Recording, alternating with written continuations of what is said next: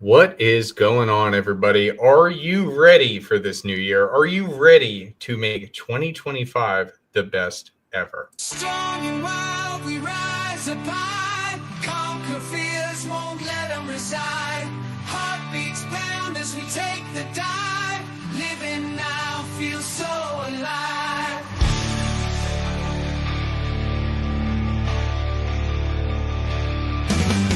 Heart steel veins glowing bright. Fitness gone in the dead of night. Daily game, we got the sight. Crushing finance, career out of sight. Men up now, we own it true. Breaking change, just me and you. Success stories everywhere. Living life beyond compare.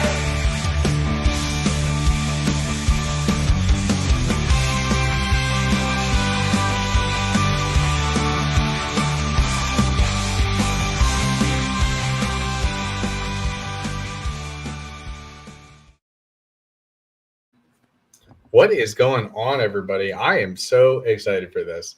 What a great way to start off the year 2025.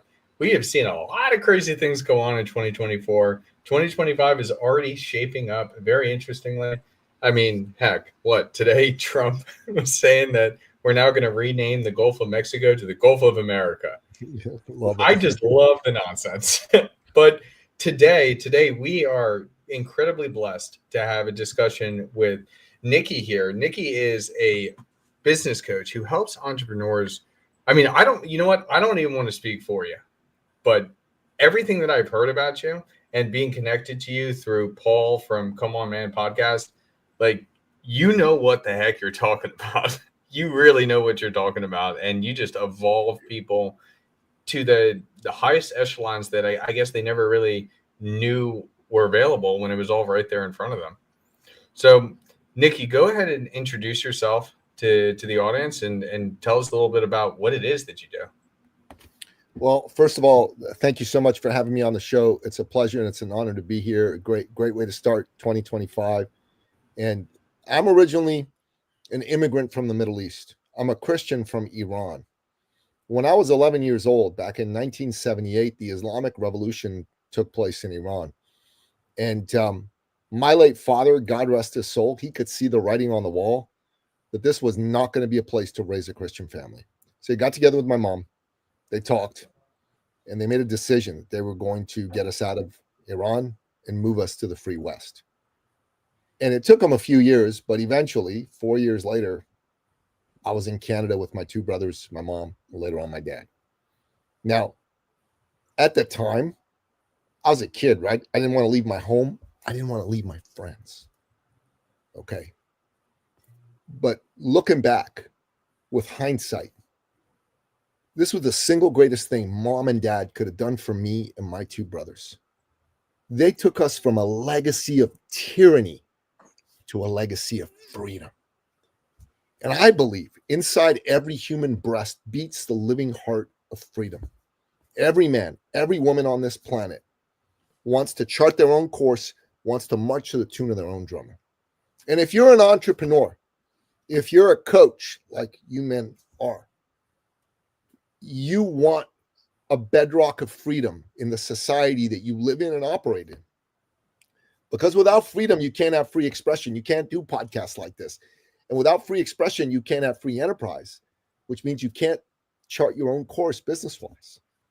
So that's why I think it's so important that you stand up for freedom, that you support people in power that believe in freedom.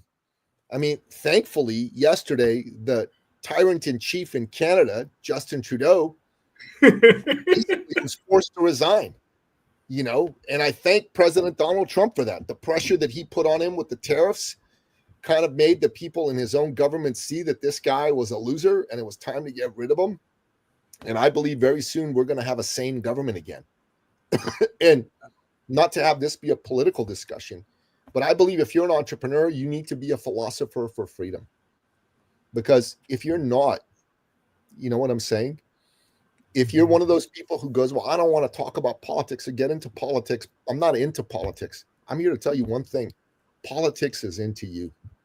like it or not, you've got to stand up for freedom. You've got to support figures in the public realm that are for freedom. You've got to support politicians that are about leaving you alone and not telling you how to raise your kids or whether or not your 5-year-old can decide what gender they are and crap like that.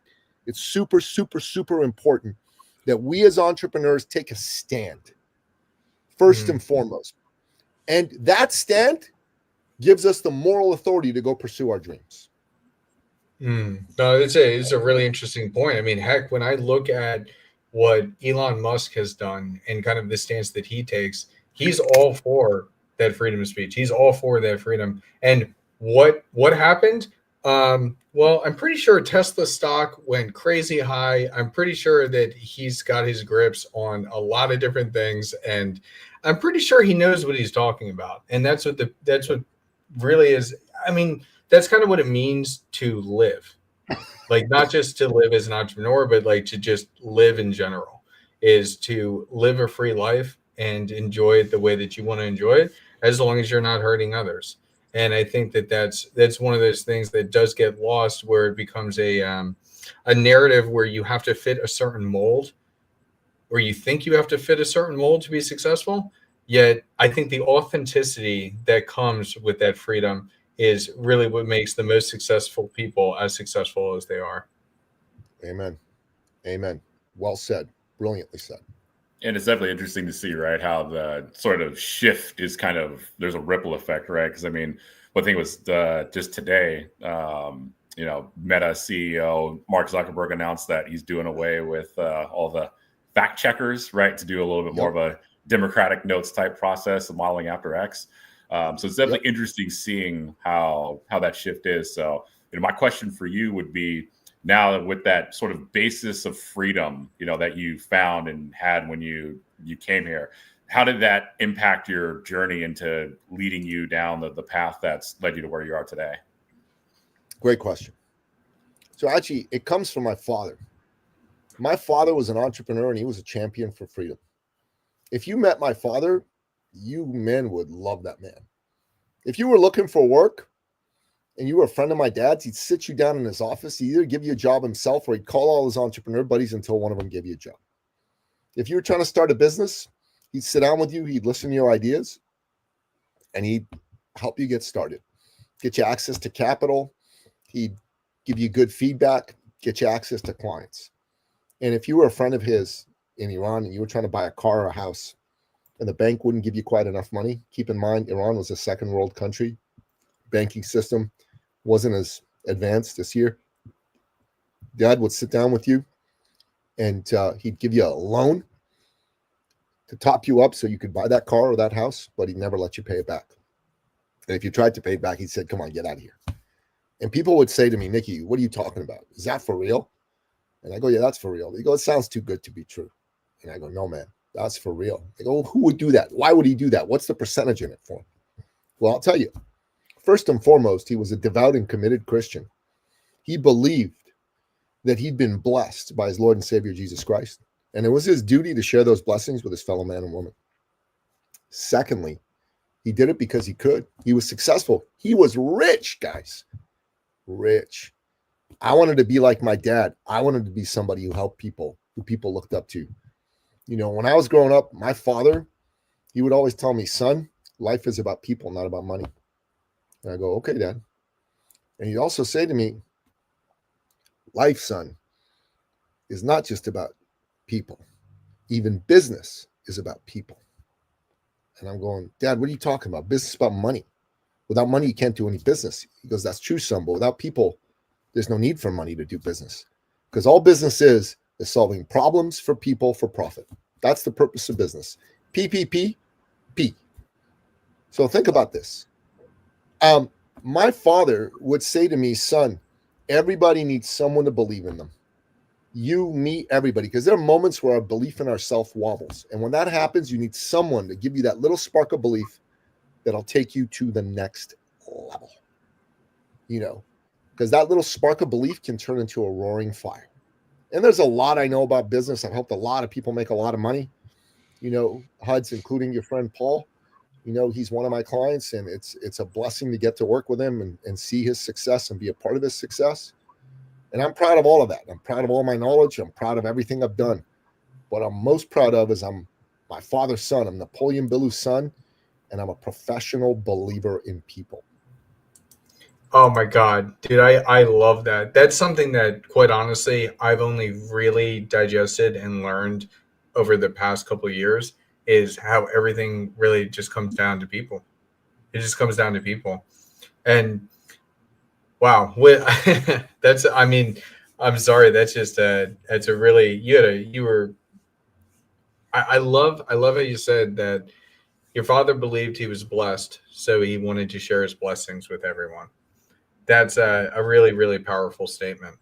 And one of the questions that I kind of have for you on this is, for somebody out there who maybe doesn't have as great of a light in their life, how do they find people like you? How do they find the right types of mentors, even if it's just like local mentors?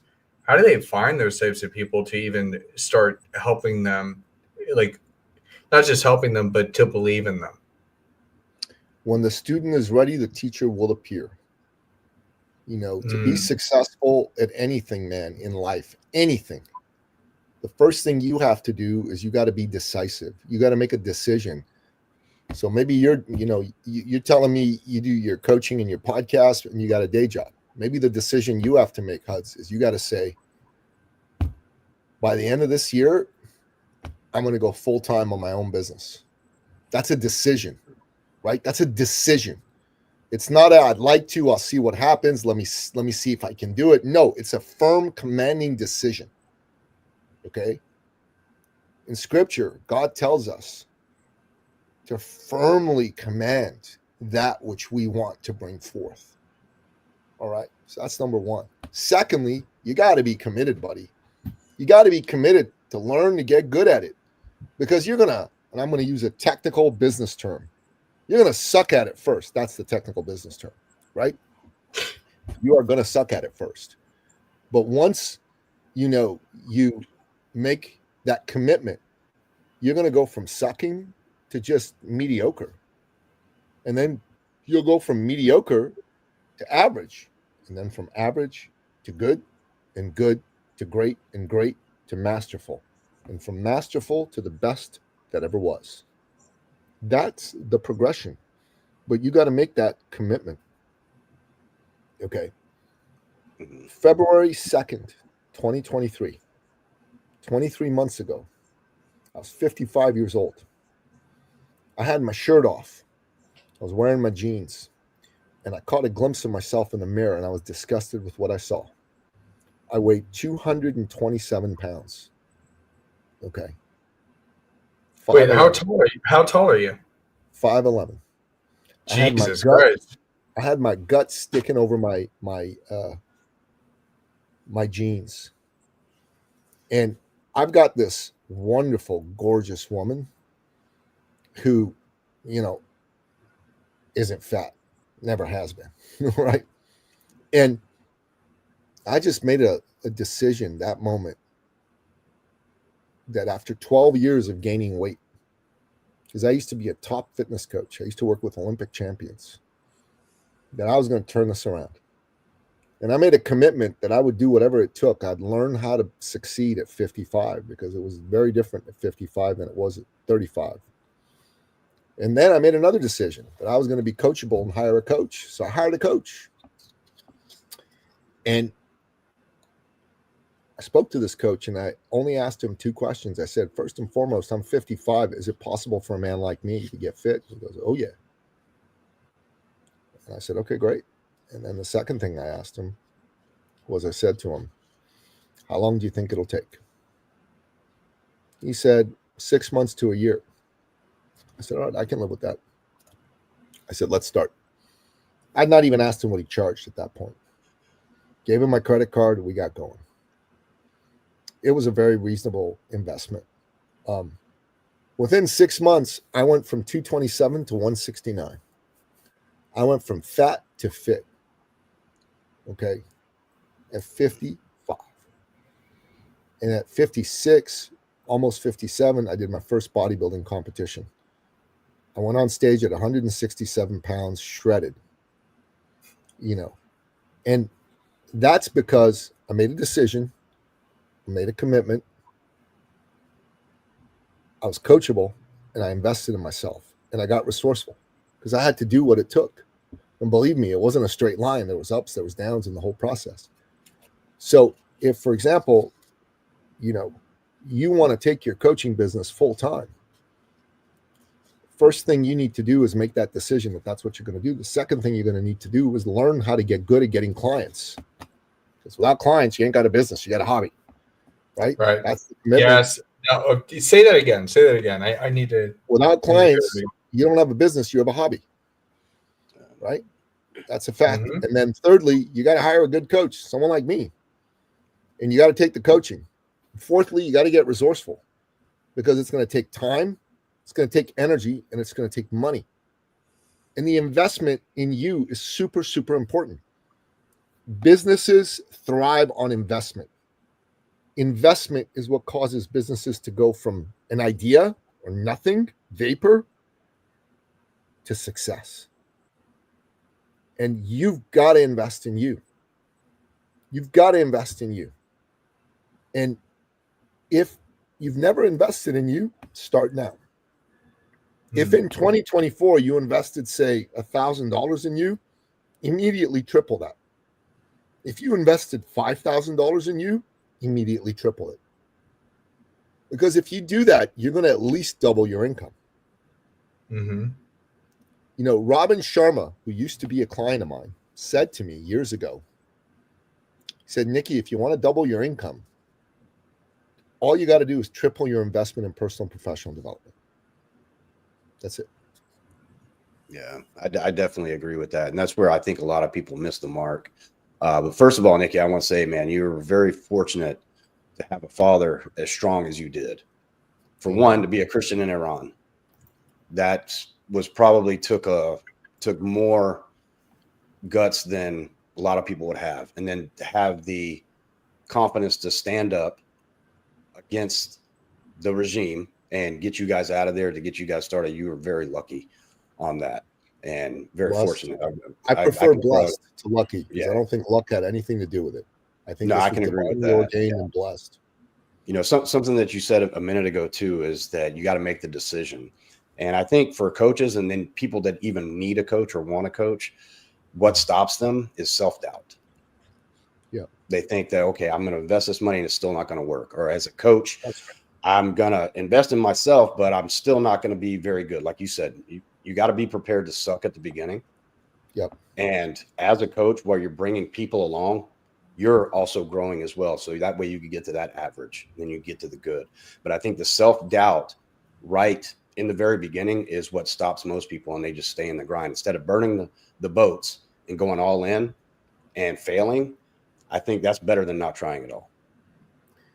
You're 100% correct. Self-doubt is what kills most people's ability to be the best version of themselves. And I got one thing to say to that, right? That's that belief in yourself wobbling. That's exactly when you need somebody to believe in you. My father just plain old believed in people, all sorts of people, not just his kids. And that was what allowed him to touch so many people in a positive way.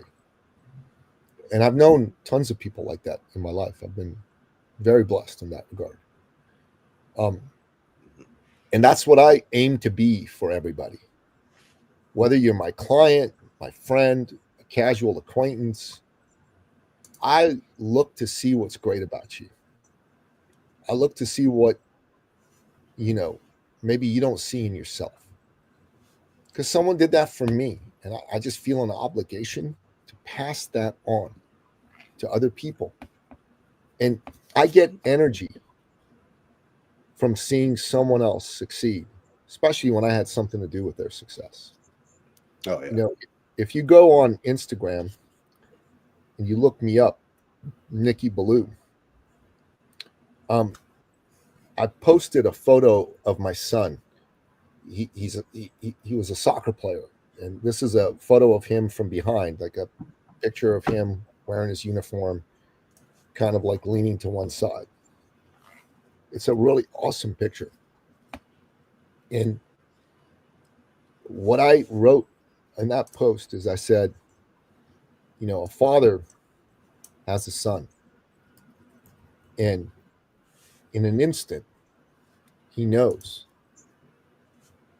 that there is someone he loves way more than he loves himself. And all of life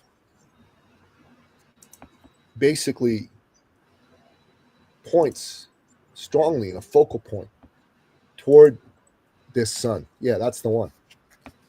Yeah, there you go. Right. Yeah, Here. guys, if you want to follow, I'll go ahead and throw this in the chat. But Yeah. A yeah, I man just wanted has to- a son. This is what I rate. His life changes forever. There's now someone in it that means so much more to him than anyone or anything else. His son is the love of his life, the apple of his eye. He tries things, he does things, he learns, he grows. And along the way, he shows his father that all his love, all his guidance, all his hopes have helped create a man. Nothing else on this earth has more meaning and more value. Kayvon, son, it is the honor of my life to see you step strongly into manhood. Mere words are pitifully inadequate to express how proud of you I am.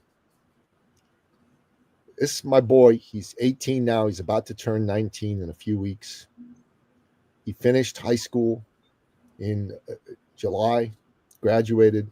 He was all set to go to university. He started working for the same company that I hired to help get me in shape. A month and a half in, he comes to me and he says, Dad, I don't want you to get mad, but I'm not going to university. I'm going to work full time. And he said, maybe I'll go next year. We'll see. This kid has been working 7 days a week. 7 days a week since July. Okay. He's not taking a single day off. Jeez. Not even Christmas. He had clients on Christmas Day. He's training people, fitness training. So now I'm one of his fitness training clients. I was his first one just to help give him a start. And the other day, he did 10 clients in a row without a break. He's 18, not even 19 yet. He's paying his own way in life. He pays his own insurance. He pays his own, car, gas, groceries. He helps out with rent with his mom. This is what a man's job is. You know what I'm saying? This is what, Mhm. this is what makes me proud, man. You know, if I were to pass away today, God forbid, I intend to live for a great many years yet. But if I were to, I think on my epitaph, on my gravestone,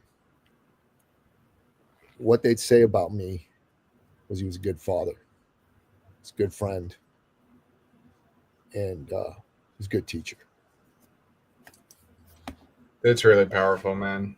It's really, really powerful because we talk as well with the guys, not just in the community, but across the space on just being the best example for the future, even if life hands you a bunch of crap.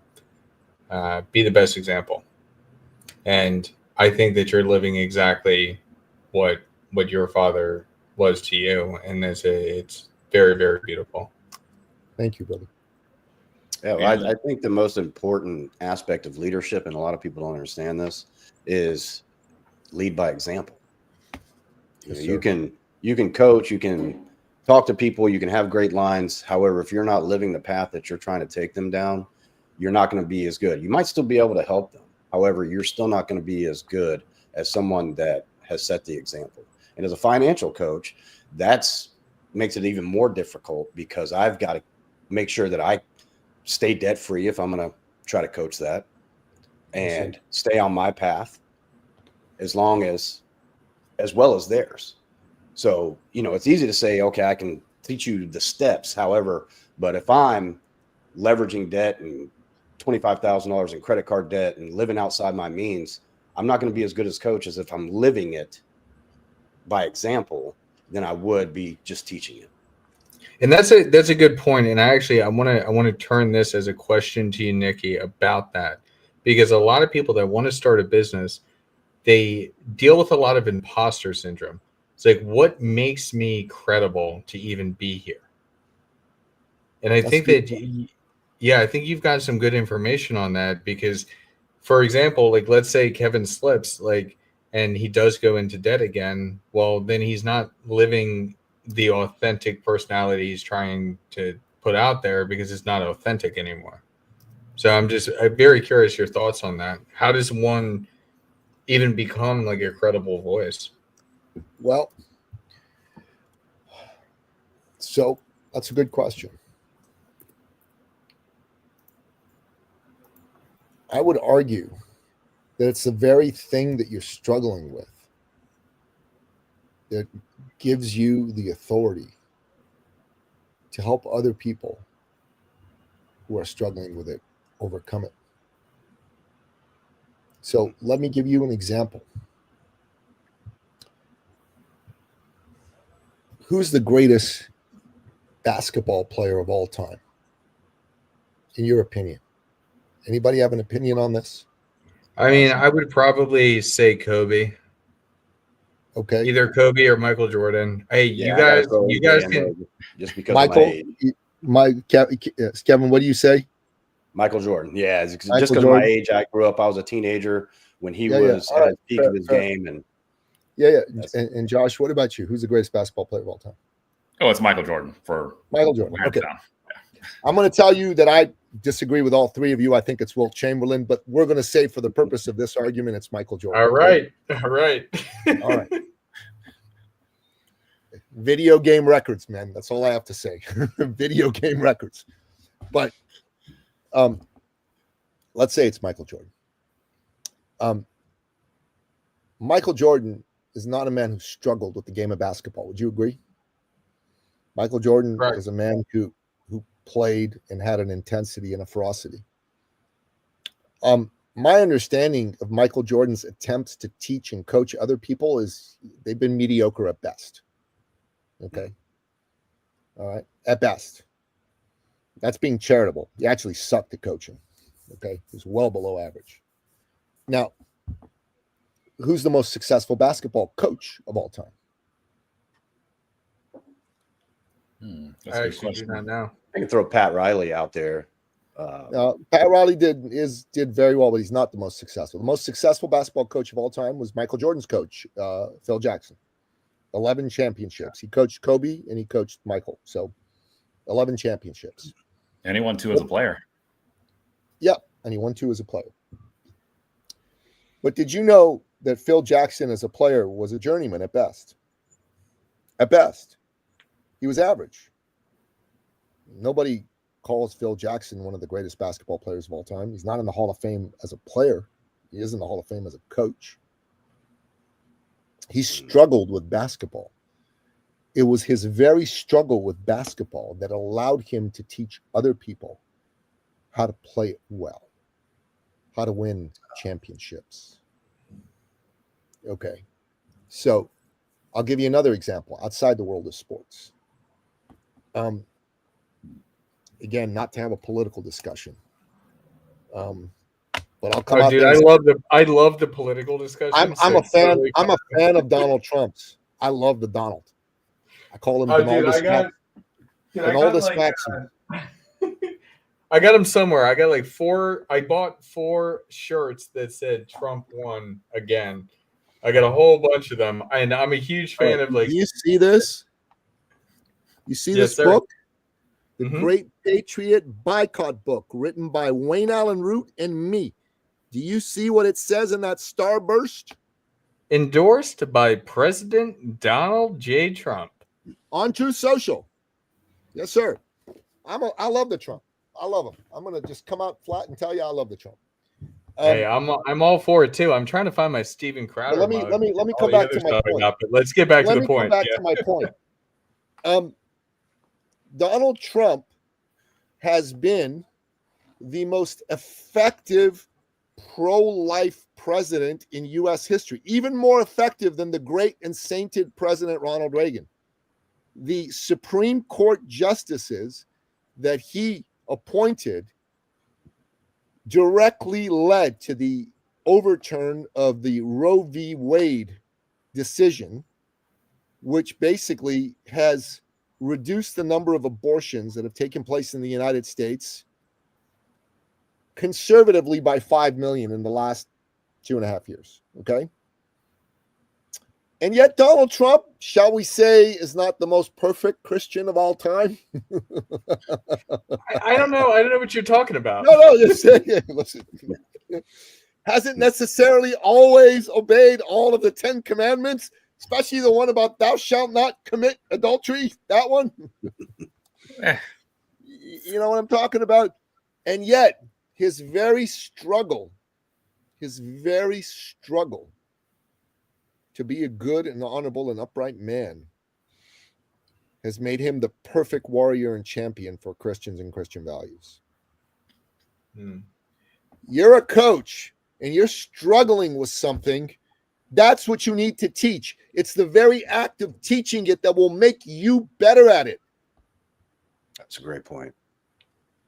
So I have a question for you: as a coach and throughout your long, extensive career as a coach, what have you noticed have been some of the more common pitfalls people tend to fall into? Like we kind of touched on a couple already, where there's a little bit of that self-doubt and a little bit of like not willing to make that investment. But what other pitfalls have you come across pretty commonly that people have? Because I'm sure we all have our own from our own experience. That's a good question. So I got a good answer for you, brother. Oh, I'm ready. So there's a lot of coaches that love to coach. You know what I'm talking about? They love to coach. They are like good at it. They deliver. What they don't love to do is they don't love to get clients to sell. They don't want to be seen as pushy or salesy or any of that jazz. Problem is that they don't go after business they should have gone after, and they don't get that business. So they stay stuck, or their business dips. And then some charlatan marketer with no scruples comes in and scoops up that business, and boom, everybody loses. The coach loses because they don't get the business. The client loses because they don't get help. Even the charlatan loses because what goes around comes around. The sum total of goodness in the world goes down. And that's because, sales has this bad rap to it. But, there used to be a time where salespeople were like revered. They were seen as consultants, as people who helped. And, what I want to do is I want to help a lot of coaches stop thinking about it as sales, to start thinking about it as service, as advocacy, as championing.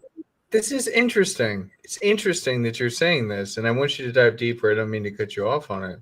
It's interesting because when everybody thinks about sales, they think of it, it's like it has a negative connotation.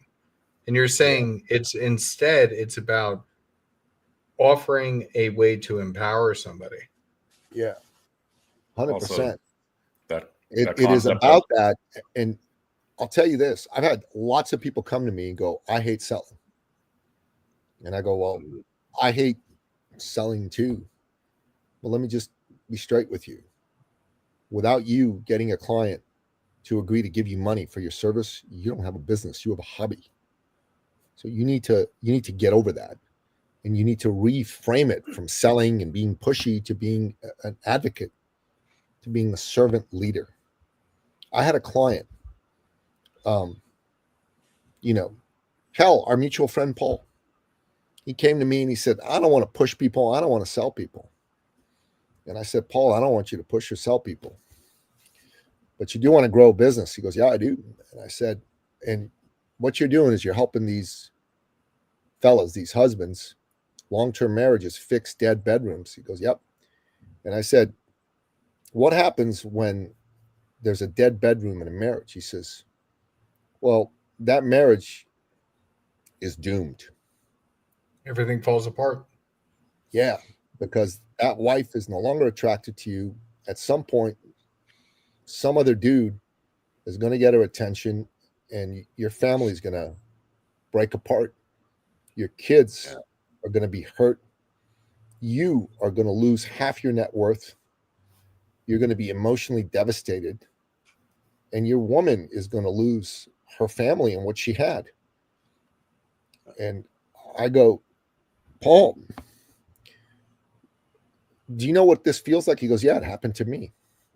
And I go to him, I want you to go deep into that feeling. Go back then. And he goes, man, that was awful.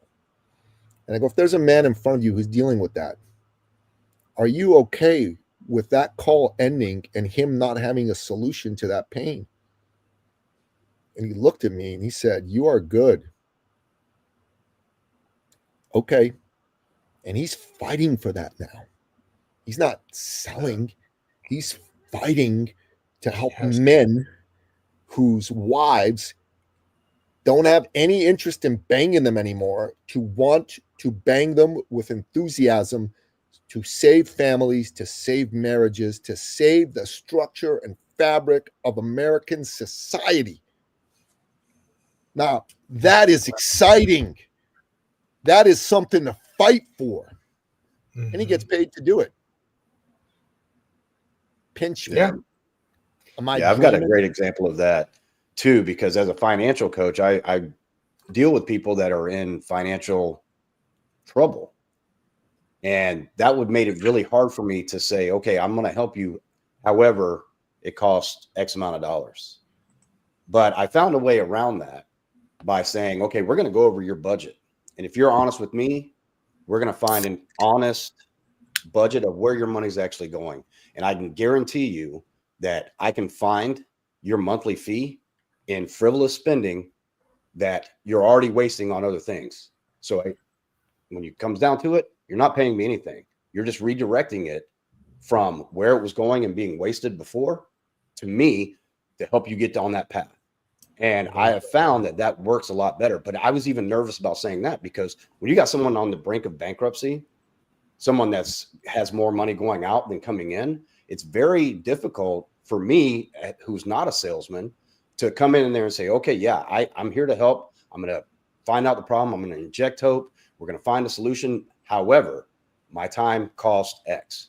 But once I found that angle and had a couple aha moments with some of the first clients that I worked with, now I've overcome that fear, that anxiety, lack of confidence, that self-doubt that I had in the beginning of asking for money to help you with your finances, because it's almost counterintuitive when you think about it. Well, when I thought about it, but then when I realized that there's angles that I can take to give them the aha moment and find that $500 a month in their budget that they're already spending on something else, that can come to me and we can get you on that path.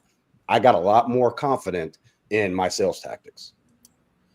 Yeah, I mean, you know, the way I always frame up sales, and I developed this maybe about, maybe like 7 years ago. I really started getting into the sales side of the equation more professionally. Was that, you know, I don't necessarily think of myself ever as a salesman. So anyone asks me, like, what do you do? I'm a middleman between people with problems and solutions. That's it. I help there's people with problems and I help facilitate some solutions out there. But, you know, and that really applies to anything and everything. So I really do like that, you know, concept you touched on, which was that, you know, if you can't get over that hump or that hurdle because you think of it as sales, right? You really are depriving people of a value-added service and solution. So that concept of the collective goodness gets lowered because somebody's going to get that business and they could be a charlatan out there, right? Like you were saying. So I think that's a really important key takeaway is that, you know, focusing on the collective goodness and making sure that, you know, you can get over that hump so you can reach your right audience and get the people that the help that they actually need versus them get scooped up by somebody else, because somebody is going to get that business. It might as well be you with, you know, good intentions and the ability to actually help that person. Brother, yeah. Amen. Amen. Amen. If you got people that are in front of you and they're hurting and you can help them, you need to focus on helping them can't be thinking about yourself. Are they going to like me? Are they going to want to do business with me? It's not what it's all about, man. Who cares? This is a person who's, a fellow human being, and they're in suffering.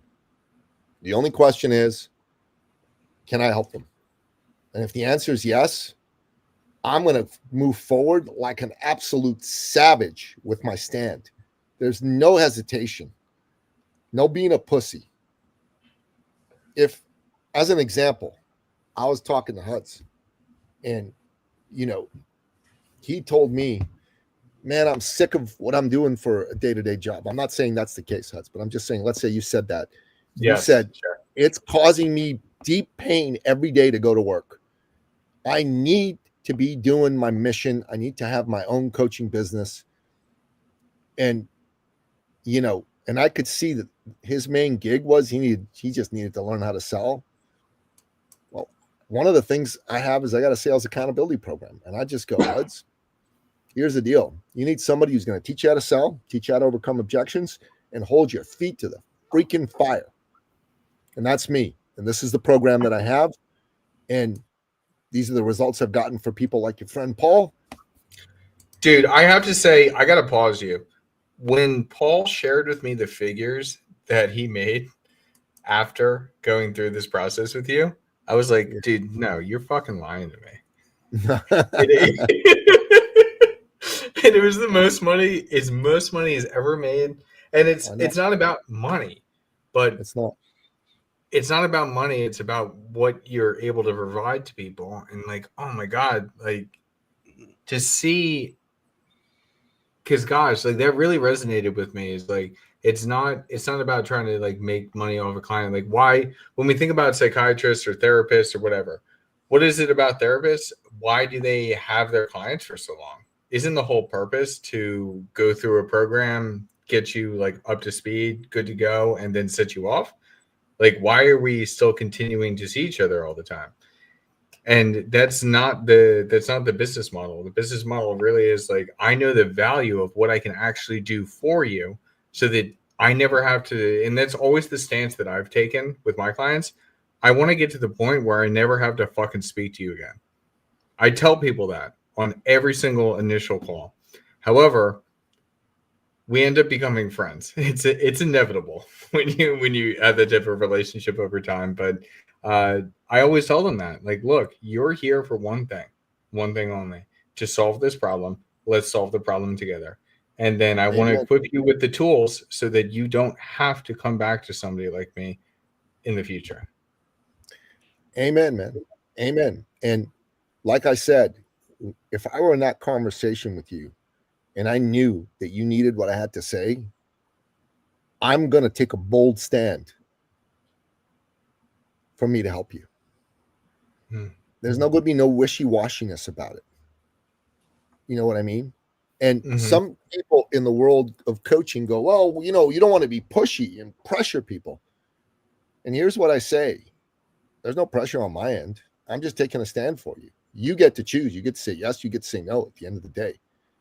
And I also tell them, any pressure you feel is the pressure that you're putting on yourself because your business is failing and you have lost faith in yourself. You've lost faith in your dream, and that the pressure of your hopes and dreams being crushed is what you're feeling. What I'm doing here, this is called a bold stand for you and your dream. There's no pressure over here. And people go, holy shit, you're right, because I am right.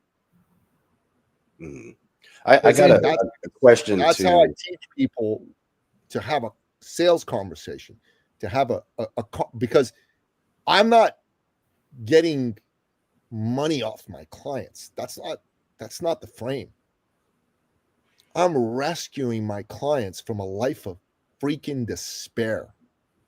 Yes. And from their dreams being on the ash bin of their life, the history of their life.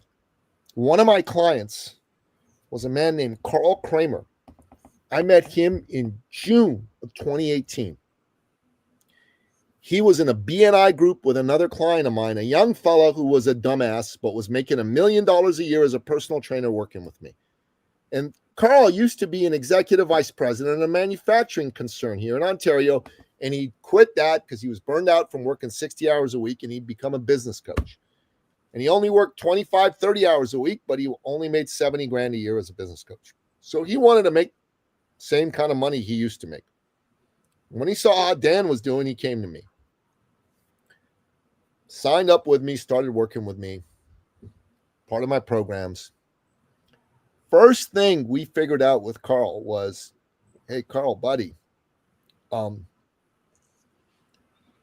what do you do for people? He says, I can help them with any business problem. I go, that's your problem.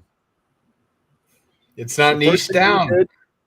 First thing we did is we helped him narrow his focus. There's a whole bunch of processes we went through with his past clients. And he figured out that his ideal client was a solo practitioner lawyer who wanted to scale. So his messaging got really tight because of that. And gents, within 6 months, Carl went from 70,000 a year, which is about $6 grand a month, to 50 grand a month, which is about 600 grand a year. And he was still only working 25, 30 hours a week. Now, Carl was 57 when I met him, same age I am now. This is insane. That growth. He passed away 4 years later. He died from pancreatic cancer.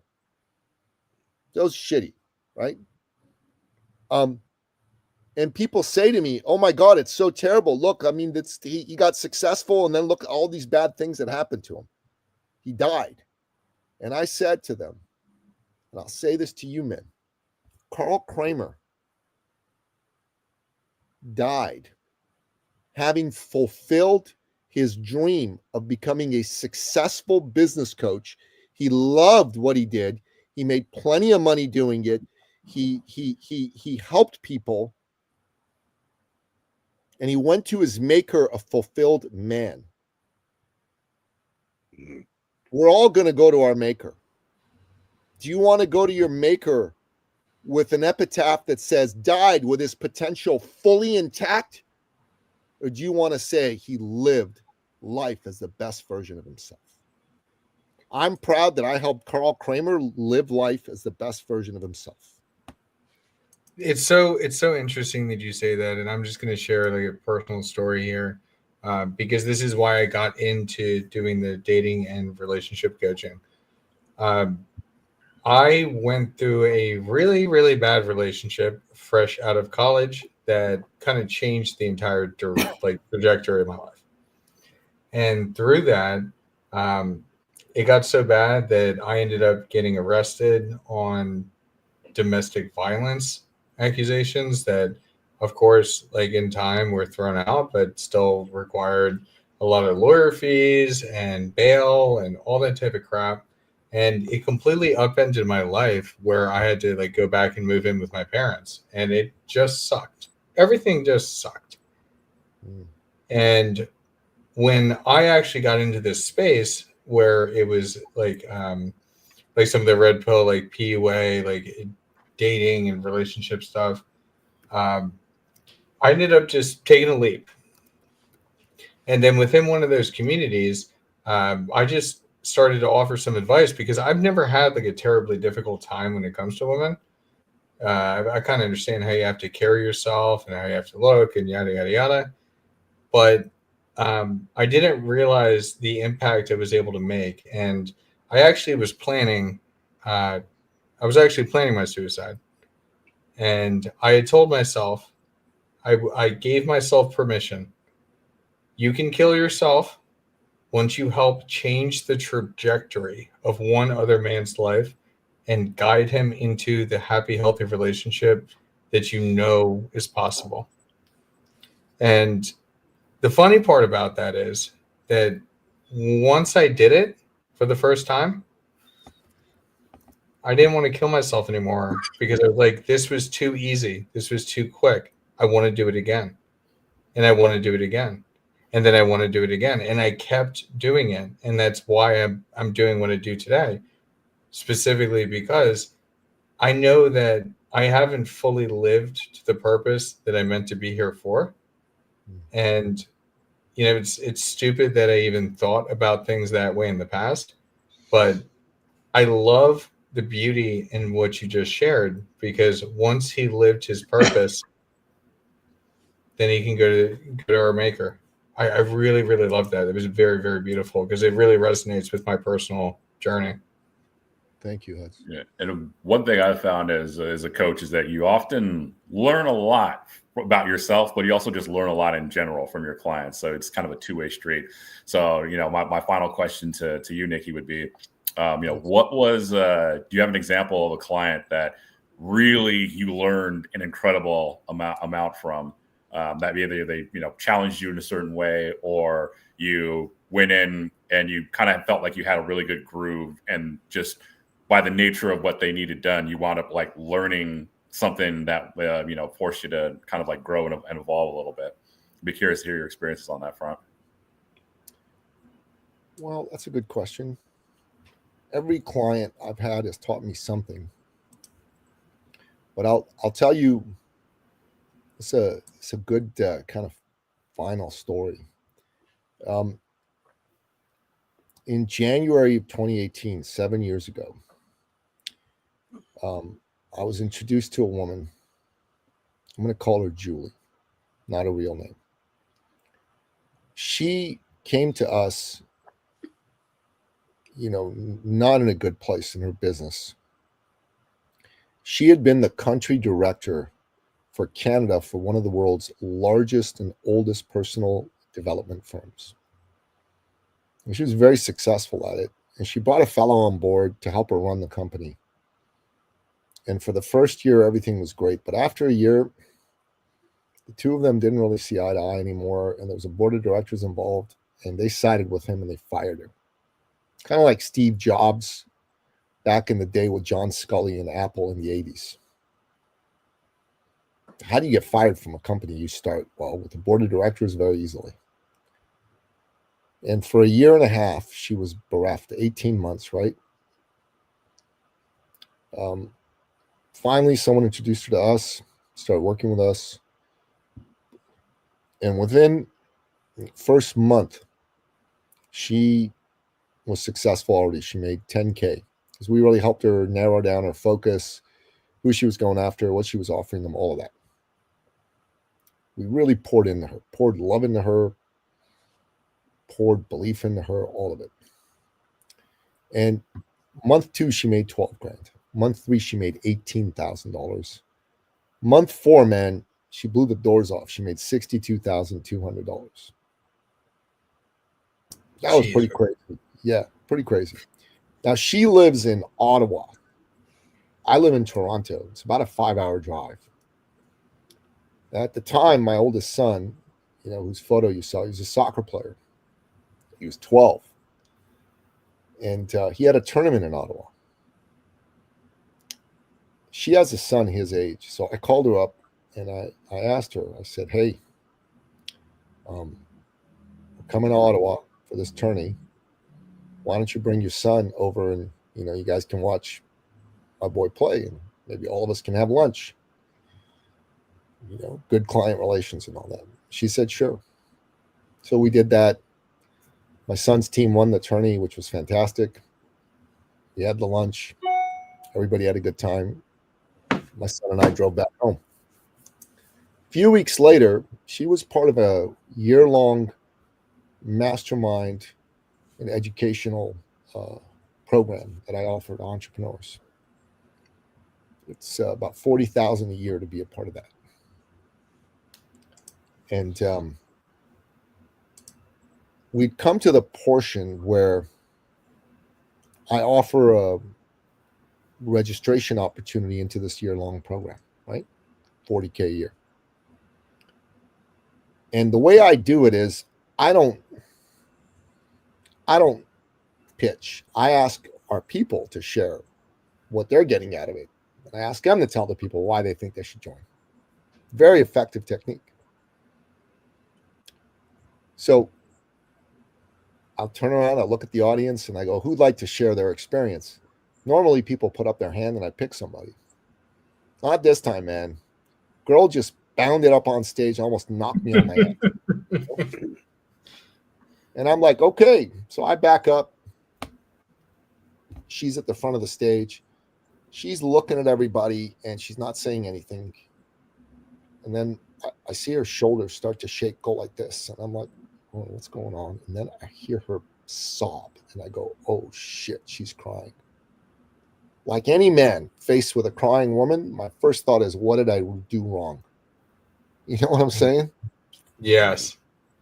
So, girl is crying. My lady works with me, comes up with a box of tissues, and she gratefully accepts it.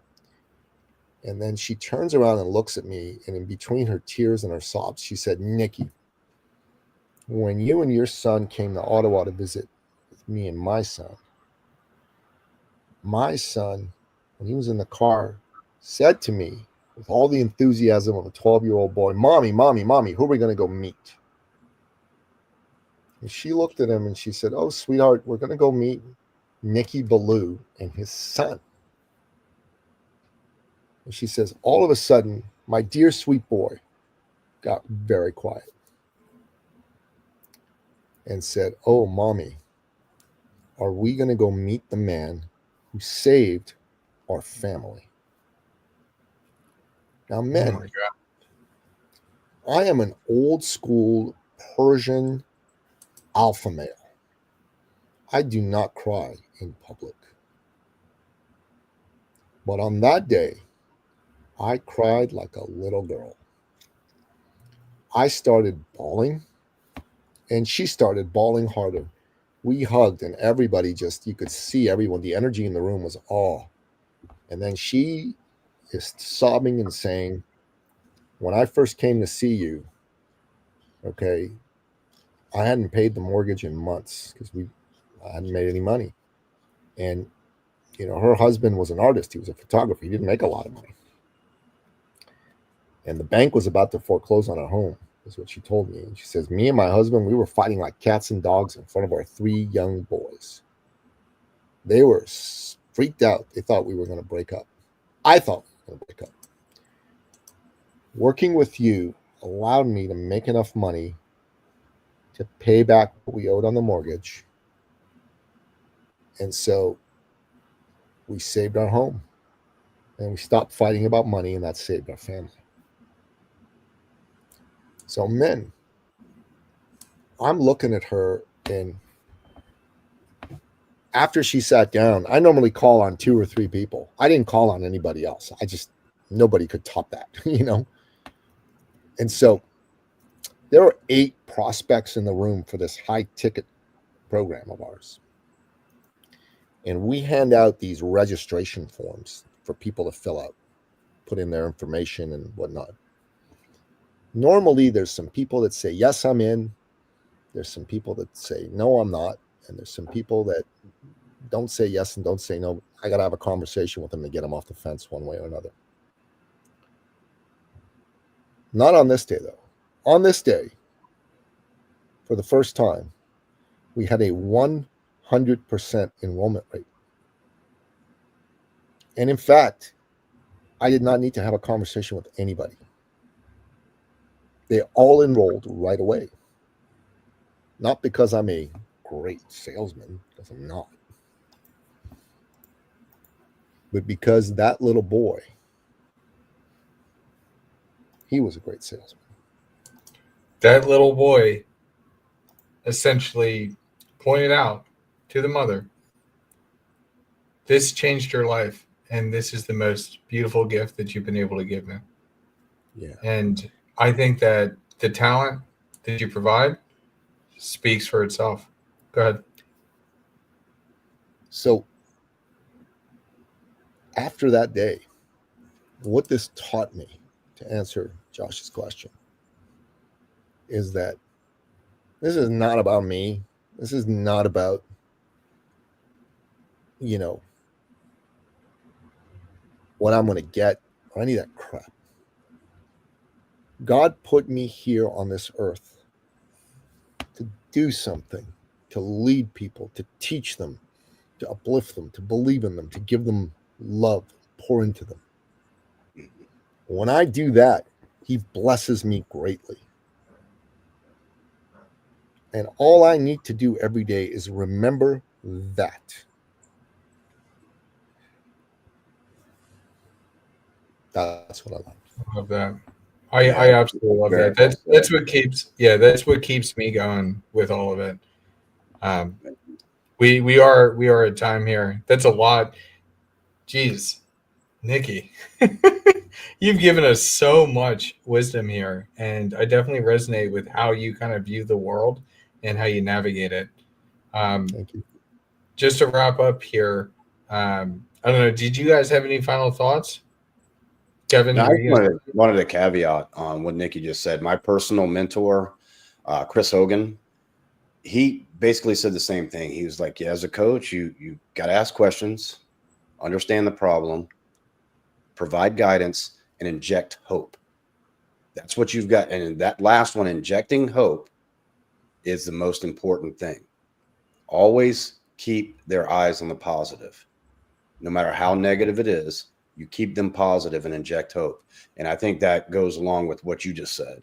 So I think that's, as coaches, or even as a person with a coach, keep the hope alive and keep the positive in your mind, because the negative is too easy to concentrate on, because yeah, it can always be bad. We always know that what can go wrong, but if you keep what can go right and keep that hope alive that you can do it and you're going to do it, that is what's the hardest thing, but that's the most important thing. I love it. Josh, do you have any final thoughts? No, I mean, my final thoughts is, it's a pleasure and honor to, have this conversation, to have you on here. And, really the big takeaway is that collective goodness and putting your clients forward and putting them first, right? Because anytime I get the question of, hey, what's your success rate? I always say my success rate is 0%, because all the success is my client's success. It's not mine. I'm just here to help be a facilitator for it. But in reality, it's all theirs. So, being able to really reemphasize that point, and especially with such a great and vivid example, I think that's definitely something that I'm grateful to hear that story, but also glad that we could have this conversation to be able to put that out there as a way to have other people get more exposure to it. So yeah, it's been an honor and privilege to have you on here, sir. Thank you, Josh. I appreciate it, brother. God bless you. And it's absolutely fantastic. That collective goodness. I mean, hell, I'm gonna go ahead and plug it right now. That's what's so fantastic about the Men of Now community with what we do there. And we just had a fantastic start to the year with our conversation the other night. And there's so much more amazing things that are coming. And it's member led. It's member led. It's what the people want, but we're just trying to help facilitate what the people need as well. That's kind of the balance that's going on, what they need versus what they want, and just set them up to live the most fulfilling lives possible. I mean, we're talking here about being coaches and entrepreneurs. Not everybody is, built to be that way, and that's okay. But for those that are, and even those that aren't, like, you can always find something here. So we will be, and we've talked about it, we're going to be relaunching the website and enrollment. That's going to be coming up in the next couple of weeks here. So definitely be on the lookout for that. Nicky, yes. Oh my God, this is actually more of a spiritual conversation than I was expecting, but in the best way possible, because I feel like we resonate with each other in the way that we view the world. So this was a very, very fun experience. I want to give you the last word here on where people can find you, to maybe get some more information. I know you got your website and whatnot, but however you want to plug yourself or let people know. I know you got something coming up in Toronto soon, right?